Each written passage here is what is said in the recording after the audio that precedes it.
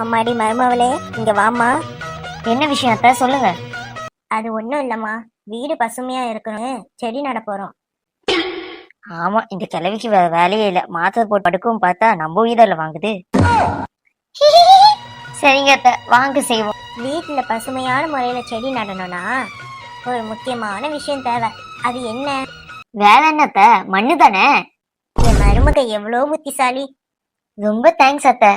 ஏய் ஃபூல், மண்ணு முக்கியமான விஷயமா? என்ன, மண்ணு முக்கியமான விஷயம் இல்லையா? மண்ணு இல்லாம செடி நட முடியுமா? மண்ணு இல்லாம தான் செடி வளருமா? இப்படி மண்ணு மாதிரி பேசுறீங்களே. இவளுக்கு மண்ணு பேசுமா பேசாதானே தெரியல. சரி சரி, மண்ணு முக்கியம்தான். அதை தாண்டி இன்னொரு முக்கியமான விஷயம் இருக்கு. அப்படியா? என்னது அத்தை? செடிதான் முக்கியமான விஷயமே. இதுக்கு நான் சொன்னதே பரவாயில்ல, கிழவி காமெடி பண்ண ட்ரை பண்ணது என்னவோ. இவ அப்ப அப்ப தலை குனிறாளே, சம்திங் ஃபிஷி. செடி நட்டா மட்டும் போதுமா? அதுக்கு சரியா தண்ணி ஊத்தணும், அப்புறம் உரம் போடணும், அதுக்கப்புறம் உன்னை அதுக்கு பக்கத்துலயே புதைக்கணும். என்னது? அது ஒண்ணும் இல்லாத, பூச்சி மருந்து ஸ்ப்ரே பண்ணணும்னு சொன்னேன். பூச்சி மருந்து பசுமையான பொருளாமா? அப்ப இல்லையா அத்தை?